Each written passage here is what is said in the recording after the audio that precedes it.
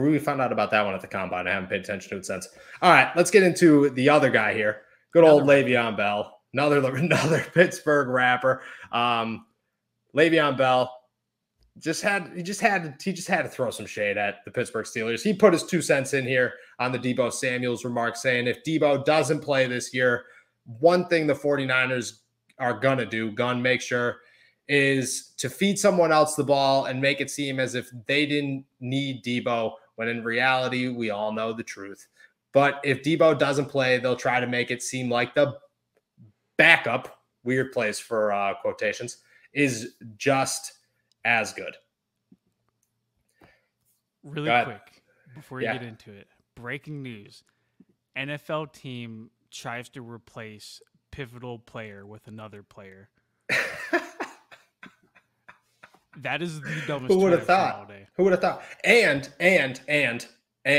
that other pivotal player makes Pro Bowl in year of replacement. Yeah. Career year. James Conner's never had a year that good ever. And Le'Veon Bell's out here. First off, I would see this, okay? And I got his side of this when he tweeted this out. Like, okay, yeah, the Pittsburgh Steelers, they did just immediately replace him, and then everybody made a big deal out of James Conner, and then James Conner didn't turn out to be as great as everybody hoped. Somewhat reviving himself in Arizona, but still. The problem with it is that Le'Veon Bell went on to do nothing with his career. He signed a big deal in New York. He lasted 1 season and 2 games in New York, and he's played 17 games since, and he's rushed for like 200 yards or something in the last 2 seasons. The problem is that Le'Veon tries to play the victim role. Yeah. When he did that to himself. He could have made $45 million with the Steelers in the first 3 years of that contract. And if I remember correctly, the Steelers' difference between guaranteed money and the Jets' guaranteed money was not very significant. Like, we're talking like a couple $1 million. Oh, yeah. It was $3 million. 2.5, I believe. More guaranteed. I mean, which what is he complaining about? I mean, at the end of the day, though, he made out with $2.5 million more than what he would have, because if his career was on the trajectory that it was in New York, he would have lasted 16 games, 18 games in Pittsburgh, would have been gone. And he would have lasted $2.5 million in guaranteed money, but the Pittsburgh Steelers saved a boatload of money by avoiding it. Dude, Le'Veon Bell has played the victim this entire – he released a rap album dissing the city of Pittsburgh, its fans, its sports, everything, and then tweeted out something like, "They're gonna make me the villain." Your album made you you played the villain. What are you talking about? Yep. Le'Veon Bell, the saga of the Killer Bees, man. It's one to look back on in a couple of years. Dude, that 30 for 30 is gonna be crazy. Imagine the Ben interviews, or the Chris. At some point, they're gonna have to include Chris Boswell, and Chris is just gonna be like, honorary Killer Bee. Yep. Yeah. Like, I didn't really mean to be part of this. I don't really want to be part of this. Thanks. Do you remember whenever Vince Williams felt left out, so he renamed himself Bince to be part of the Killer Bees? Good old Vince Williams. That would have been the best one of them outside of Ben. I mean, they were all good. Antonio Brown's the only one that ever it should have just been Antonio Brown is the Killer Bee.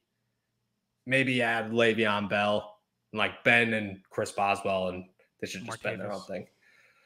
Oh my gosh, I forgot about Martavius Bryant. The Killer Bees, man. That 30 for crazy. It's going to be crazy. They should already made it. We're talking that Jordan documentary on ESPN. That 6-part series. I can't remember. You can't make a 6-part series though. You can't you could make it, bro. Of this team, you absolutely could. But yeah, maybe you could. I think you can make 6 episodes of just Antonio Brown talking. Oh yeah.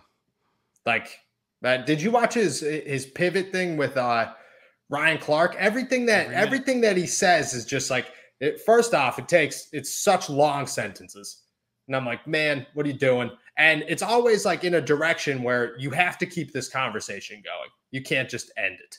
And 6 episodes, 40 episodes, a movie just about AB's after the killer bees. It could be. You should make 30 for 30 on Antonio Brown. Somebody know how to copyright things? I watched that interview that he did with Pivot, and then I immediately watched the one that Jalen Ramsey did with them.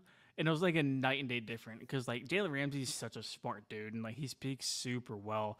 And then just going from like Antonio Brown like yelling and like getting pissed off every 5 minutes to Jalen Ramsey like carefully like pinning his points and like collecting his thoughts while also still being like entertaining. Oh yeah, night and day difference, bro. Night and day difference.